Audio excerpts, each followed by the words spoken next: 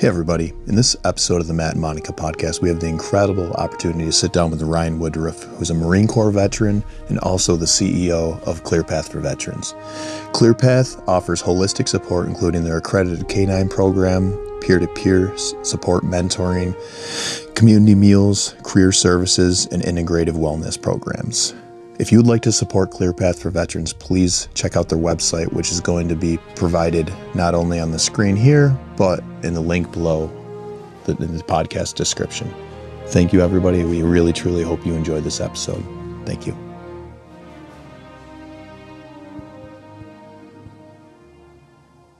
Cool. Ryan Woodruff, I appreciate this very much. Likewise. We're here at ClearPath for Veterans out of Chittenango, New York. And Ryan's a Marine Corps veteran and the CEO of ClearPath. And we decided we wanted to have a conversation, just talk about your organization and the work that they're doing, because it's incredible and it's Thank you. What's needed in this world in this day and age. Appreciate that. Absolutely. But we just wanted to start off kind of maybe just talk about you and your upbringing a little bit and touch upon that and your service and go from there. Tell us who Ryan is. Yeah. Who's Ryan? Who's Ryan? Yeah. So there's a lot to unpack there. I couldn't really call any one place my hometown. We moved around all over the place growing up as a kid, so I never really established my roots in any one place. Mm-hmm. And why I think that's important is because it really develops your character in a certain way, right? Like, so not being able to build firm social networks or build friend groups or establish long enduring relationships is definitely something I struggled with growing up. So raised for the first couple of years of my life in central New York, Fabius, small town out in the country, and parents got divorced at a young age, and we moved to Virginia Beach. And while we were down there, I bounced from school district to school district. So really up and down the East Coast my whole life up until I turned 18 and left for the Marine Corps. Okay. So right at 18, you shipped out for the Marine Corps. Yeah. And what made you decide to do that? A lot. So I think contributing to like that decision, my childhood and my upbringing, I looked at the military and the warrior culture in general as something like that represented the things that I didn't have. Yeah. Like forming a tribe, a brotherhood, a fraternity. And the other thing too, I was kind of a suppressed kid. I lacked confidence and really struggled. Did you play sports or anything in school? I did, but it was never long enough to get good at it, right? Or just like be within one community long enough to build a relationship with a coach or anything like that. So no, I mean nothing really long term in terms of sports or anything like that. I was talking to my son about this yesterday. Now he's in karate. He's been doing it for a couple months, and it's something that he wants to do for a long time. And I'm like, great, I'm going to give something to you that we kind of never had growing up. Yeah. Kids need that. Yeah. They definitely do. 100%. Movies, like I definitely envied a lot of like the old war movies, Full Metal Jacket, some of the old Vietnam War movies. It just stuck with me. It represented everything I didn't have. Yeah. Right. So like military culture for me was a way to fill a void, including like fatherlessness. I didn't really have a stable father figure growing up. So, I looked at the military as like my problem solver. I was going to join the military. I was going to become strong, become confident, have a brotherhood, and just really represented everything that I was missing in my life at the time. Yeah. I can relate there. Did you find those things when you joined? Did you find or some of them? Yeah. Yeah. So like most veterans will tell you the experience that they had was much different than the actual realities that they faced. Parris Island and boot camp was exactly what I thought it was going to be. I mean, so I wanted to be a Marine my entire life, like as far back as I can remember. I don't know why exactly. The Marine Corps represented to me, it's like one of the more, it just had a reputation for being like the hard branch, tough, tough guys. And it just really had to endure through a lot to achieve the title of Marine. Yeah. Watch Full Metal Jacket at 5th grade. I'm like, that looks horrific, but with everything that I'm experiencing now, if I can get through that, like what can I navigate in life after that? For the record, I just want to let you know, I did try to go into the Marine Corps prior to going into the Army. And they said I was 27, had dependents. The recruiter, I think he didn't want to do the paperwork, but he's like, yeah, unfortunately with your dependents, we couldn't get you in. The Army was able to squeeze me in. So I tried to join the Army Yeah. after I got out of the Marine Corps. yeah. Oh, did you? So I guess we're kind of have a duality there. Yeah. But, you know, yeah, you go in, you go to boot camp, you earn the title of Marine, but that's just like step one. Yeah. You don't really get inducted into your tribe until you go through the paces with your unit. Yeah. Serving in the Marine Corps infantry is a subculture within a subculture within a subculture. Yeah. And at the time when I enlisted, it was at the height of Operation Iraqi Freedom in a combat unit. So I knew I would be deploying. Mm-hmm. And the guys that I served with, the senior Marines, had already deployed. They had already come back. So they were salty, you know, as the term goes. They had already chewed on the dirt, all got their combat action ribbon. Yep. So we were immersed in this culture where yet another bar that we had to achieve, you know, because we weren't good enough, even though we made it through boot camp and did the School of Infantry. There was still so much more ahead. Were you ever like, I can't do this or I don't want to? It's like too much? Immediately. I mean, okay. You know, not immediately. So I got like my affinity and passion for the Marine Corps was at its height when I got out of boot camp, for sure. Like I was like, yes, like I did it. I'm here. I'm going to put in 20 years. This is going to be a career for me. Yeah. Go on to School of Infantry, and it's like, you know, this is kind of a suck fest. Yeah. But which in the, you know, you spend your time out in the field, you're learning different weapon systems, different tactics, patrol tactics, infantry tactics, which is all incredible. I love the work, but it's the other part of it that people don't really glorify is like sleeping out in the middle of a formation when it's like, you know, 20 degrees outside and you're just standing by to stand by to stand by for what? Yeah. Like there were so many unanswered questions and you would just sit there and go through these like really strange psychological stressful times where you just couldn't understand why. And there were really no answers for it. You kind of get treated like cattle for a bit. Yeah. And so I was like, you know, this isn't all I thought it was going to be. Yeah. Same thing when you get to your unit, you know, you're in the field, you train really hard, 18, 19 years old, like we work hard, we play hard, and it's just this rinse and repeat cycle over and over again. What year was that you enlisted? 05. It was 05. Okay. Yeah. Right in the midst of stuff. Huh. Was there a point when you were like, after boot camp and stuff, where you like, you felt good about yourself, kind of getting confidence? Like, was there a time where you're like, okay, I feel good about what I'm doing and, you know, I feel good about myself? So, you know, as I mentioned, like what I thought that I was missing in my life, it didn't really fill that gap. I do feel like I tell people often, like the Marine Corps did become my father. Yeah. I mean, that was the best representation of any authority in my life. Discipline for sure. Had to be places at certain times, which is always 15 minutes early. You had to look a certain way. Yeah. You know, discipline being the instant willing obedience to all orders, respect for authority, self-reliance, teamwork was drilled into my head. And it definitely became a way of life. Yeah. But it also became something to rebel against too. I mean, there's those experiences too. When you get pushed so hard, part of you is like, I'm starting to hate this. This is like, this is horrible. Yeah. There's so much to unpack within that, but it's just. Did you find any like really good friends that you connected with there? Everybody. Oh, yeah. Awesome. The camaraderie is everything. Yeah. I mean, just there's no better way in my opinion to build relationship than to navigate something really hard together. Like Yeah. He talks about that all the time. Bitter experience. Really builds strong bonds and from the time that I enlisted to the time that I got out and then beyond, like all of that contributed to these relationships that no words can describe. Yeah.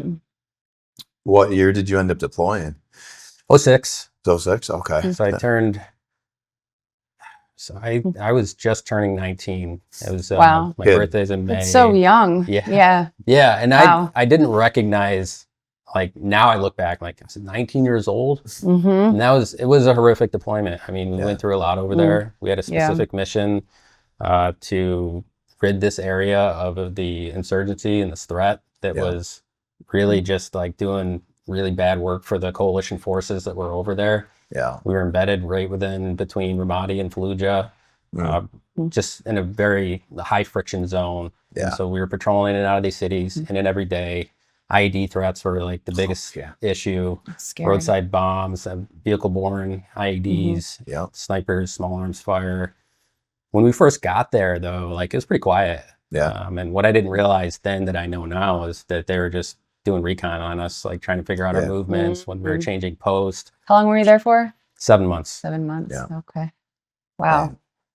And I know IEDs, they accounted for like 80% of fatalities or something like it. Maybe it's even more than that, but when I was going in as a combat engineer, you know, I thought a lot about that because I really wanted to deploy so bad. And it's weird. It's like I didn't want to necessarily deploy for the action. It's like you're training to play football this time. You don't want to sit on the bench the entire time you're in the military. But I think it was till like 2018 or so, because I got out in 22. I was like wanting to deploy. Then our relationship was just doing better and better and better. And then I got to the point where I'm like, man, I really don't want to deploy. And then they were talking about a deployment for us. Yeah. They're 2018, 2019 while we were in NTC. But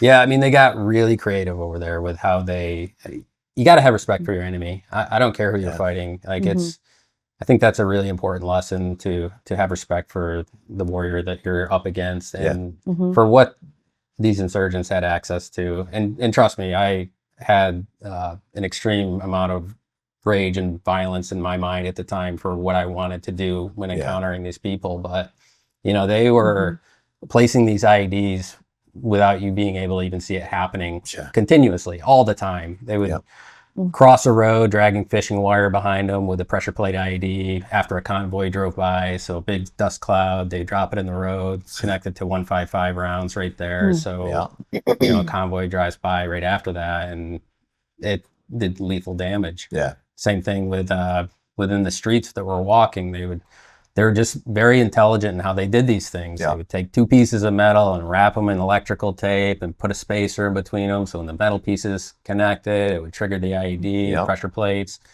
And you just never knew. Yeah. You know, and you could be as vigilant as anybody else looking for these things. And for me, you know, I just continued to do the job. And there wasn't a lot of faith in my life at the time, but walking around these streets thinking any step could be my last here. Yeah.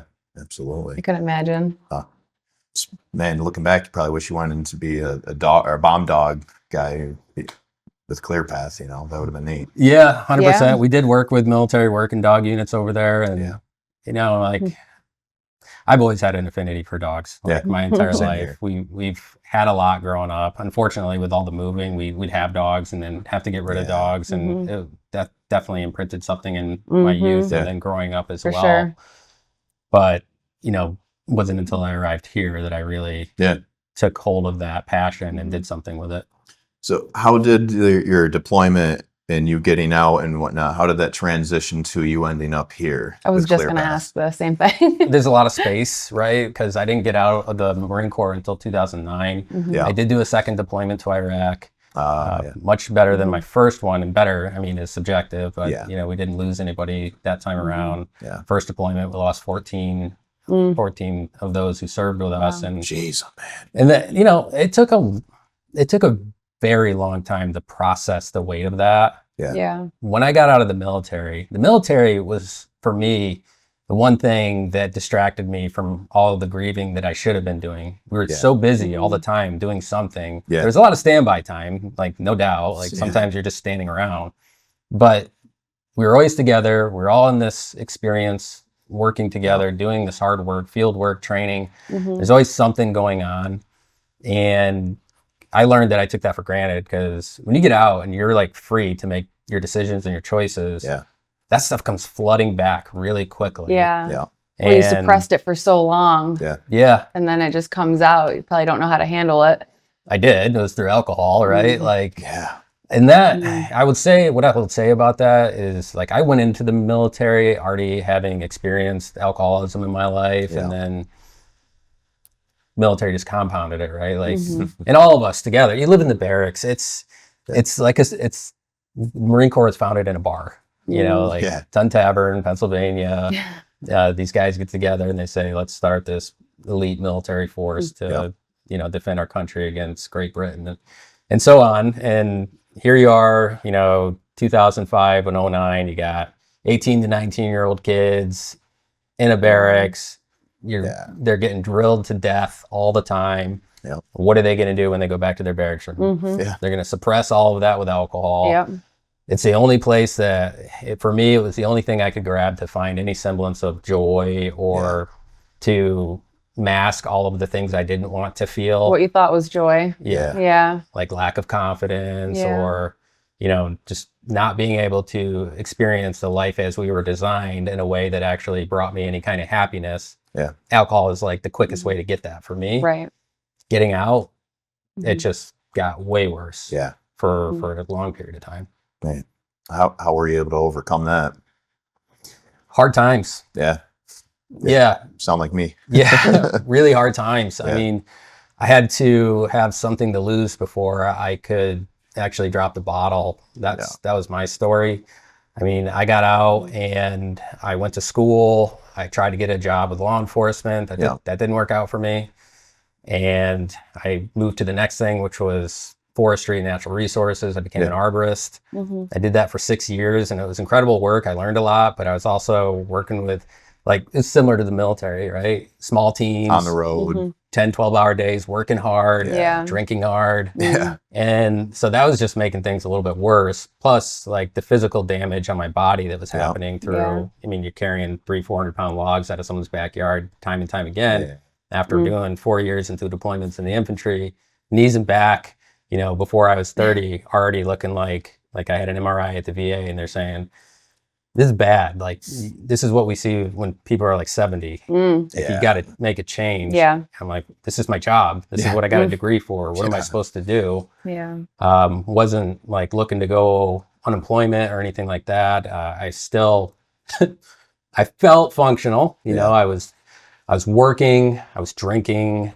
I had no friends other than those who I served with. Yeah. And that's a bad mix, to be honest with you, when you're trying to. Yeah. And they were they doing the same, like drinking a lot and stuff? So it's like hard to get away from that when you're surrounding yourself with it. Yeah. And to be honest, I wanted to forego my identity as a veteran. When I got out, I was disgusted with myself. I couldn't fit into the community. It was like my childhood all over again. Yeah. I'm going to college with all these kids. I can't relate to them. Can't identify with any of their experiences. Yeah. I had people shouting at me at one point on Campus Hill in Syracuse because they didn't agree with the military. And it's like, wow. Like, what did I fight for? What did I do all of this for? And what kind of story am I going to lead going forward? Yeah. So I didn't answer your question, but this is all important. I think going up through this transition was just hard. Yeah. I didn't realize how difficult it was going to be. I don't think anybody realizes it, and they don't often talk about it. Yeah. The transition. Yeah. Rarely ever. Right. And oftentimes I find that veterans, they don't want to put their trauma on it. Well, they do put their trauma on a scale. And they don't think they deserve things like help or programs or support. Yeah. And then they just continue to navigate life isolated. Right. And without, grabbing onto a lifeline that people are trying to get them to reach out for just to shepherd them or mentor them or offer them a word of encouragement. Yes. I've always felt that when it comes to the military, a lot of people that go into the military, when they graduate basic training, that's, in my experience, it was the first time I really felt purpose. And, it was a great feeling. And I was just in the reserves. So people that had that purpose and that is a full-time job, then you get out, it's like when you lose that purpose, that's hard to swallow. And like you said, depending on what field you go into, a lot of people like to go into law enforcement and whatnot. Yeah. I think that's really important to. It's all relative too. Yeah. If you go and you swear an oath to your country, you're saying that you'll give the ultimate sacrifice to it. It is, you're on an equivalent playing field as everybody else that signed up to join the military. Yeah. And I think there's a lot of danger in veterans and how we tend independently to compare our service to others. Yeah. The Vietnam era compared to us, World War II era, active duty reserves. We're all in this together. Yeah. And if we don't, fight the fight unified, then we're just going to fall into these traps, which is a dangerous place to be. I felt a lot of that, I guess the inferiority, imposter syndrome. Especially talking to people that have multiple deployments and stuff like that. I'm like, I have no business talking to these people, these Navy SEALs and all these, esteemed individuals. But you know, in the Yeah. end of the day, we all put our pants on, or, you know, it The the same same exact way. way. Yeah. So, There's always somebody out there that climbed a different mountain. yes. Your Yeah. mountain is it's just as big as that mountain. Yeah. It's Yeah. relative to you. I Yeah. can do the same, you know, like there are a million Mhm. other people out there that served for the last 10,000 years in the history of Mhm. the human culture Yeah. that have done different things. Right. And it's, Everyone's journey is different, maybe similar, but Yeah. different, and everyone's in different points of their journey. And yeah.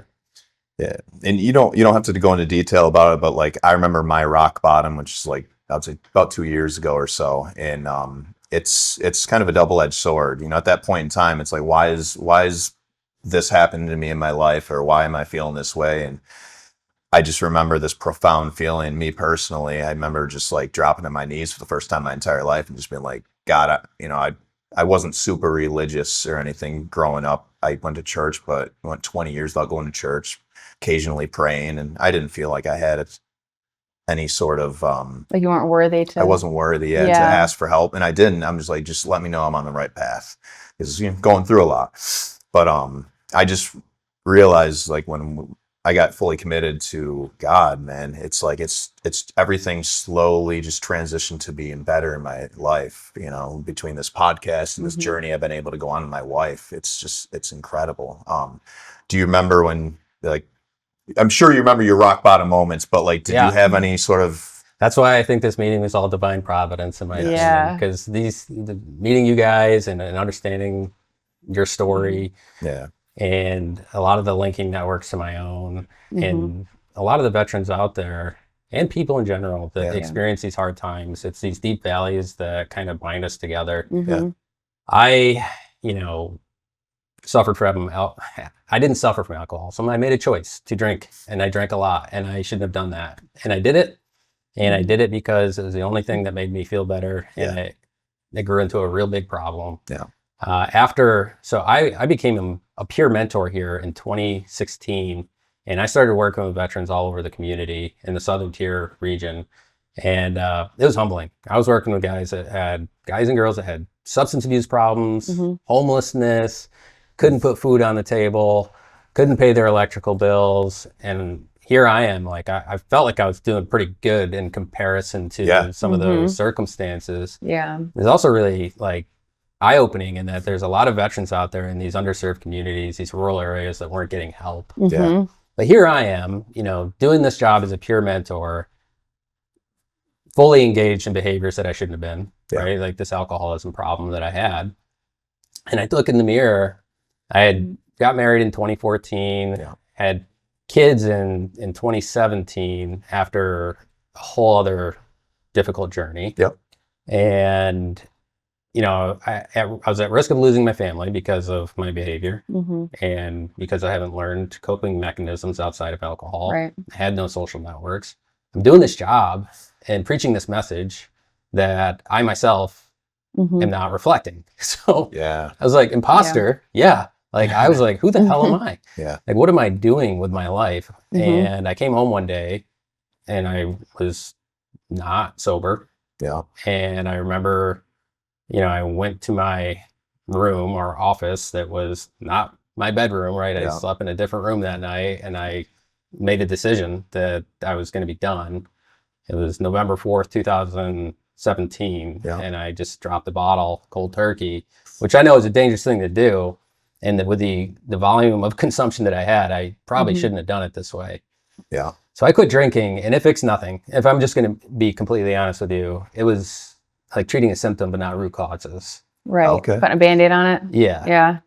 I stopped drinking, but I became hollow, and I had to rediscover like who I was. Mhm. I had to figure out, how do I do life without this crutch now? Because, it's like living that time before I had access to it all over again, but just without any of the assistance or help.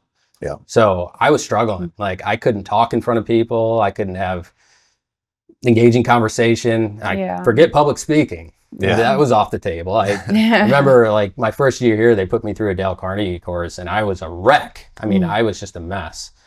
And it was actually before I quit drinking that I did that. All that to say, the valley kept getting deeper. Yeah. So I quit drinking, thought I was going to fix everything, and it just continued to get worse. I did get connected with the canine program here at the same time I started working here, though. Okay. Again, one of those situations where I didn't think I deserved to go through a service dog training program. I didn't think I qualified. I was like, who am I? Like, there's a million other veterans out there that could really benefit from this. Yeah. The founder, Melissa Spicer, the program director, they're like, what are you talking about? Like, you did 2 combat deployments to Iraq. You went through all this. You lost all these people. You clearly have post-traumatic stress, suffering from some brain health issues. And they're like, you deserve this. You're more than qualified. So I signed up for this program. Was introduced to this dog, which at the time, the program was a lot different. I'll call it the 1.0 version of ClearPath for Veterans canine program. It's called Dogs to Vets. And it was based on being paired with a dog from the shelter, training them for 2 years, and then with the hopes of it meeting this criteria to become a service dog. Far from the case with this dog I got. Yeah. But I also learned after a long time, you don't get the dog you want, you get the dog you need. So she was, after several months of training, I realized she was not going to be a service dog. Like she did not like people coming into my space. She got reactive. She was hyper vigilant. This was a lab? No. Oh, what kind 20-year black German Shepherd. Okay. Oh, yeah. Yeah. So, and she had some trauma herself. Like, she came from being a stray out in Texas. So I'm sitting here like, this is making my symptoms worse. Yeah. And I sat down with our founder at the time, and she's like, this is going to be hard for you to hear, but you need to understand, like, this dog is giving you an inward reflection of your emotional state. Your anxiety, your hypervigilance, how you feel about people coming into your space. The stress is running right down that leash, and she's reacting to it. For the first 3 months we got here, it blew my mind. Yeah.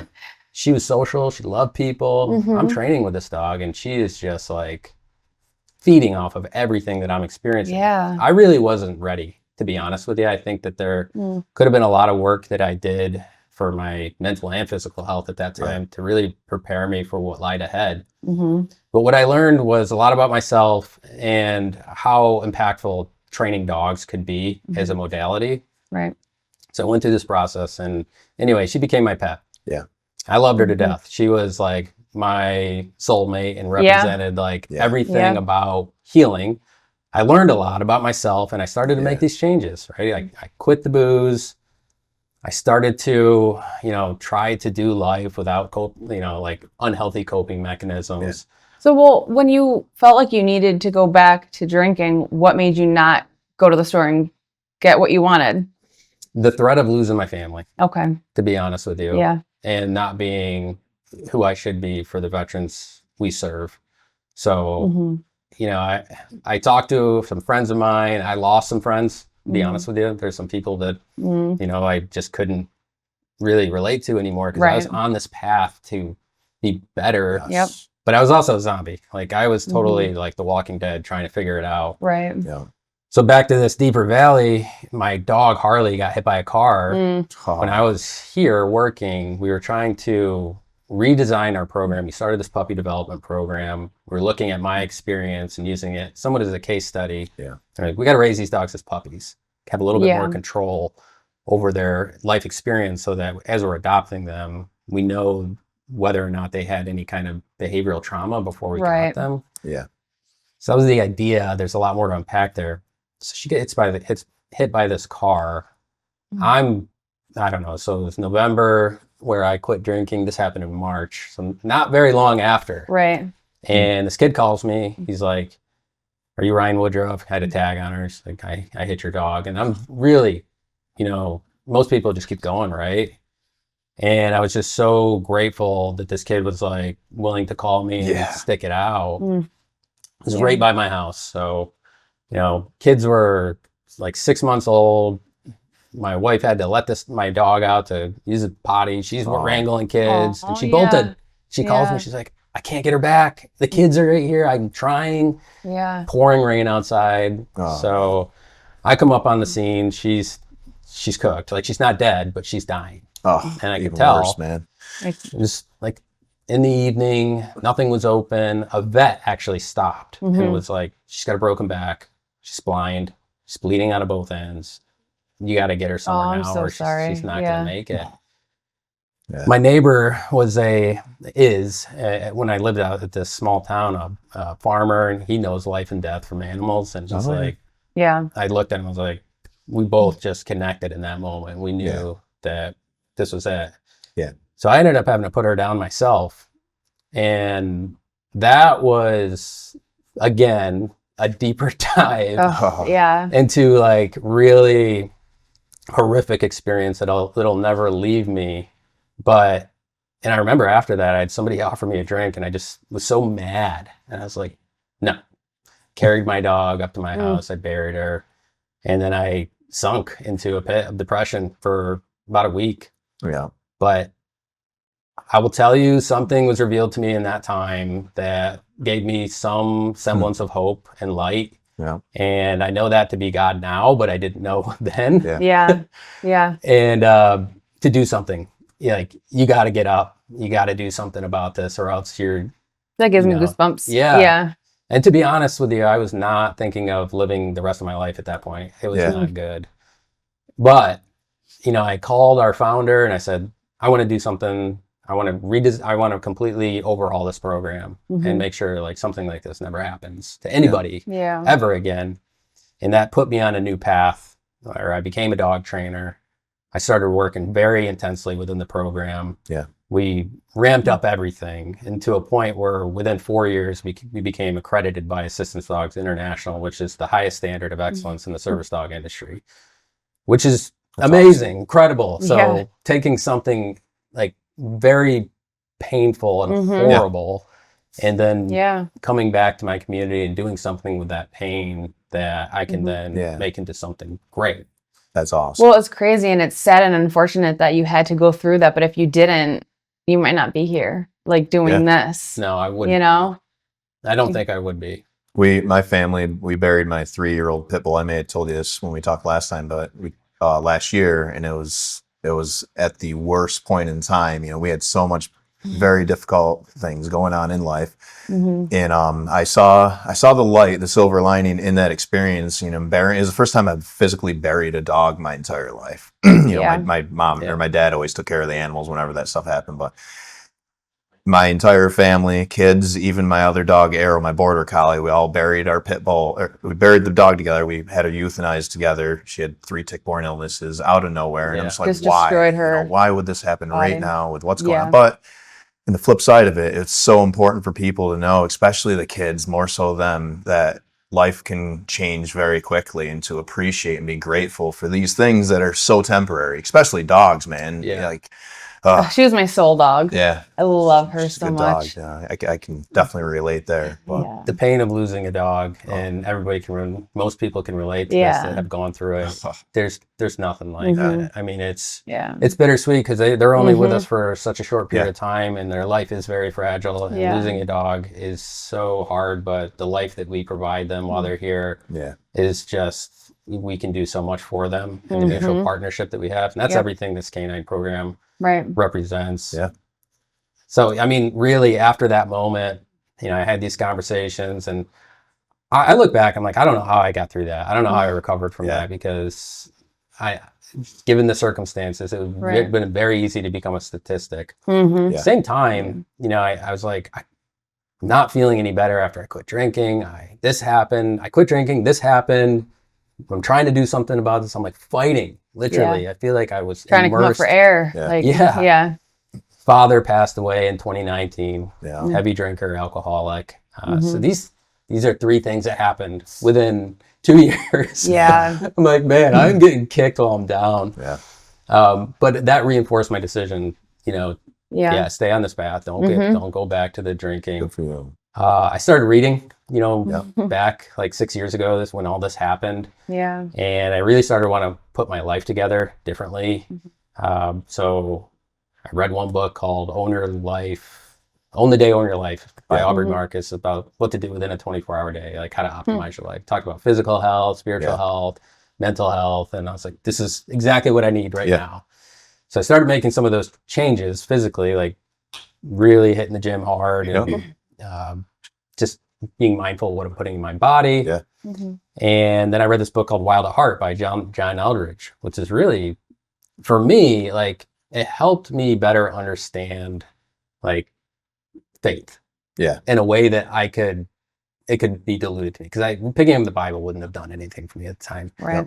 I read this book, which my father-in-law gave me in 2014 when my wife and I got married, and sat on a bookshelf, and I just never picked it up. And Yeah. whatever prompted me, I was like, I'm going to read this. I read it, really spoke to me, and still in the thick of it. But there's a volunteer that was working here at the time.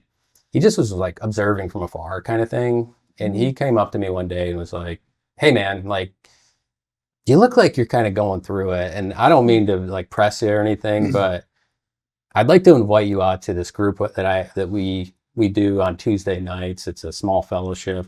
It's based on this book called Wild at Heart. And I was like, I'm reading that book right now. That's incredible. so crazy. What chances? Yeah. I still avoided them for a while, like a couple weeks, but I finally said, yes, I'll do this. I'll volunteer here at ClearPath, invited me out to this group, and I've been going strong for like 6 years now. That completely transformed my life. Yeah. And That's it made me amazing. realize how important community is. Yeah. Yes. And Support and love. yeah, 100%. Yeah. That's something that's slowly, I think, it's like almost vanished over the past like 20, 30 years. And Yeah. I think technology has a major foothold on that. People need to get Making us so outside. secluded and Yeah. yeah. Yeah. Hurry culture. Yeah. Mm. Like looking for love or attention on something that's like not real. Kind of, you know? Like the human love is like real, but like technology is just Yeah, it's a trap. taking that away. Yeah, Yeah. I mean, I'll be looking at my phone, Mhm. and my dog now, Dutch Shepherd, who's like high drive and Mhm. really loves social interaction. Yeah. Like, he knows me well. And Yeah. what I'll say to like people is like, pay attention to your dog, because they have an intuition that Yeah. you can't explain. And when they're seeking your social attention, it may be through behaviors that you don't want them to be doing. Yeah. Right. And my dog will come and like flip my phone out Yeah. of my hand, like knock it. Like, Arrow, she'll slap it out of Or my put her head like in, like if you're like on your phone, Yeah. she'll Yeah. just kind of nudge because her they face know up you're there. disassociating. Yeah. And they know you're going into a zone that's maybe not going to put you in a good place. Yeah. Right. And so they're seeking your social attention. Mhm. That's no different than a PTSD service dog performing a specific task to mitigate symptoms. Yeah. It's just amazing, right? Yeah. And we get frustrated because, you're wrecking my dopamine chain here. But Yeah. in reality, they're like, no, I'm helping you. Right. I want you to take me out and go throw a Frisbee or Yeah. go for a walk. How do you pick a dog and a veteran to like make a great fit? It's not through a online survey, right? Like, it's Right. not match.com. I tell Yeah. people that all the time. Compatibility is something that has to be witnessed in person Yeah. with the dog. Like, so Right. when we select a veteran, we'll usually have 2 or 3 dogs that we have available to test them out with. Okay. And we're bringing vets from all over the country. So like, we get to know them as best we can, Mhm. Right. make sure that they need a service dog if they're ready, right? Because what I learned from my experience is I needed one, but I wasn't ready. Yeah.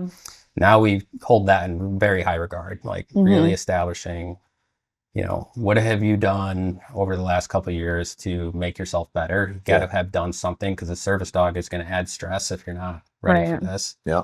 And then, what's your lifestyle look like? Why do you need a service dog? Mhm. What kind of independence are you seeking that this dog is going to help you bridge? Mhm. Yeah.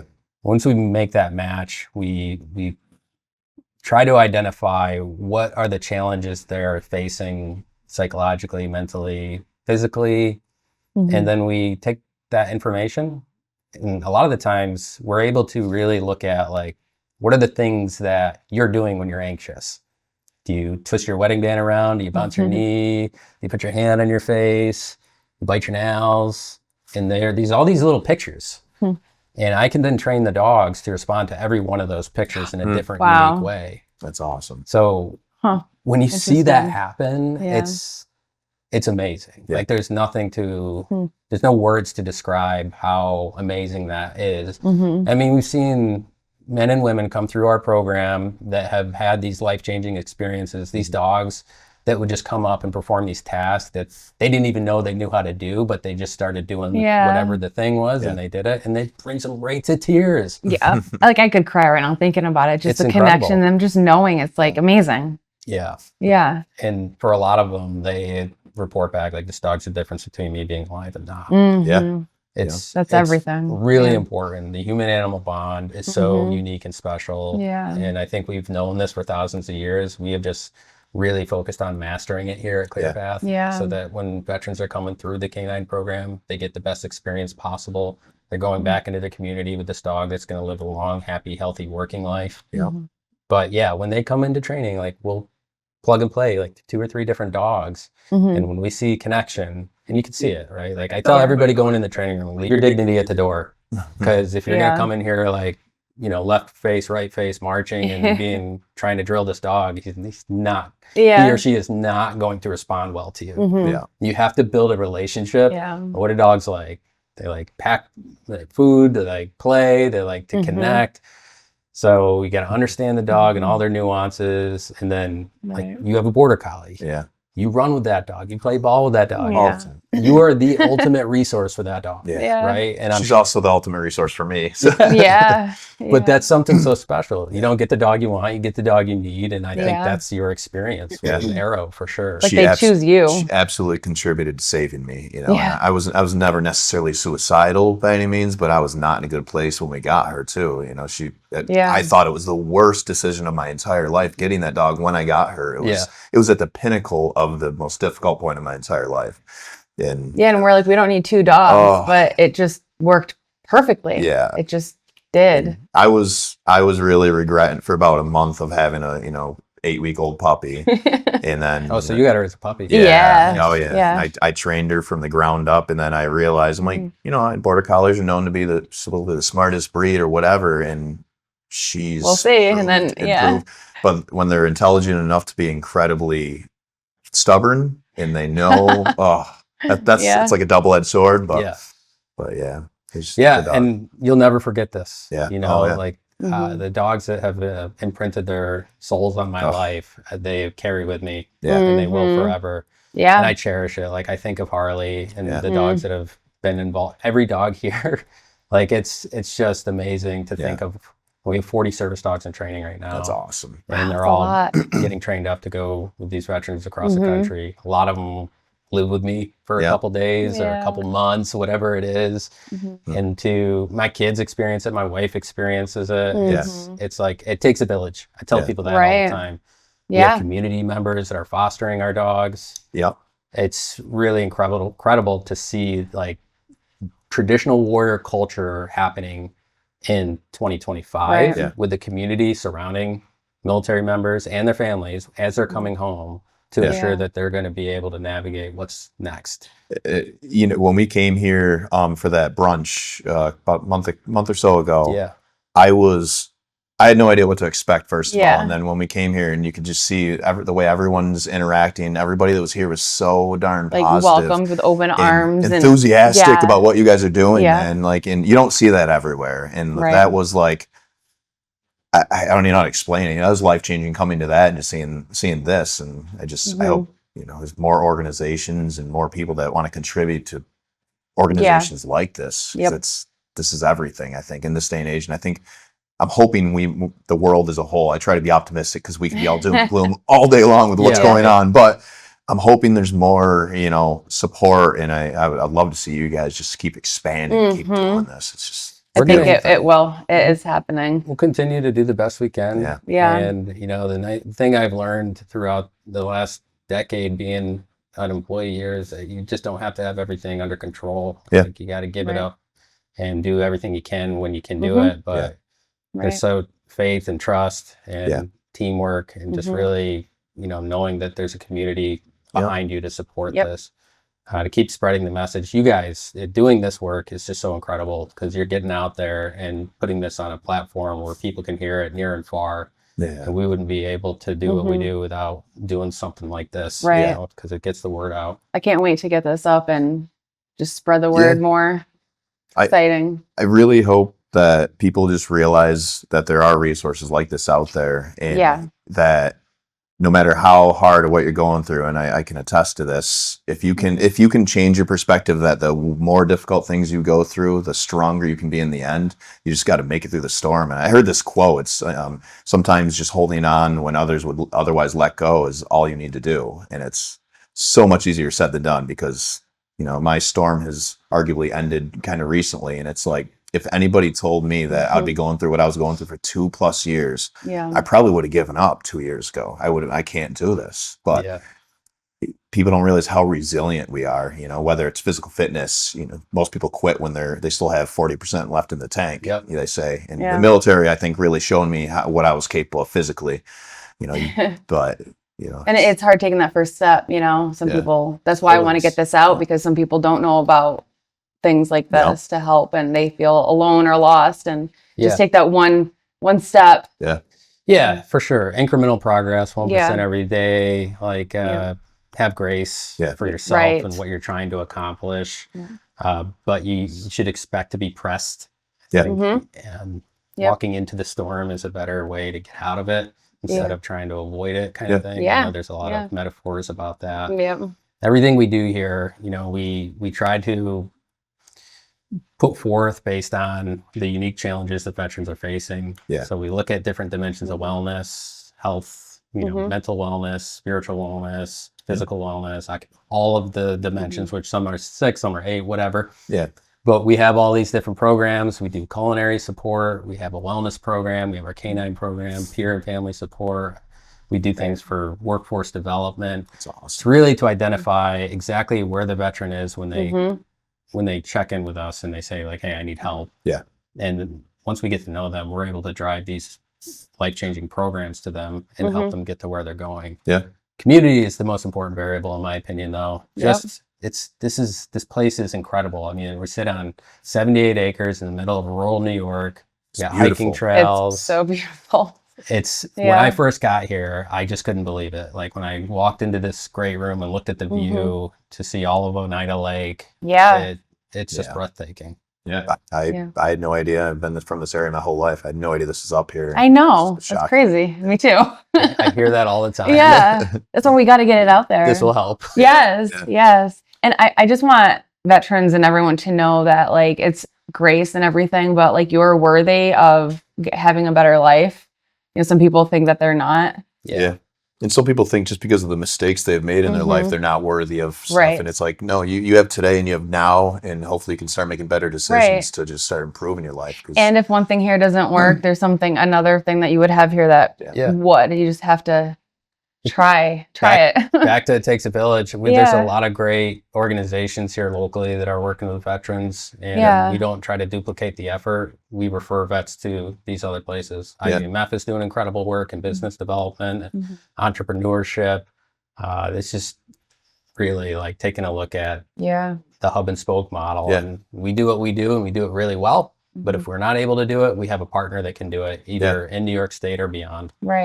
Where can people find you? Obviously, you guys have a ClearPath Facebook page. You have a website, all the social platforms. I'll make sure we put links and whatnot into this episode. And we do have a YouTube channel. It's needs some work, but it's up there. You can always call too. I tell people all the time, like, call and ask for anybody. You can ask for me, and I'll get on the phone and talk to you. So awesome. There's a million different ways to get connected with us. You can show up at our door. You can walk in.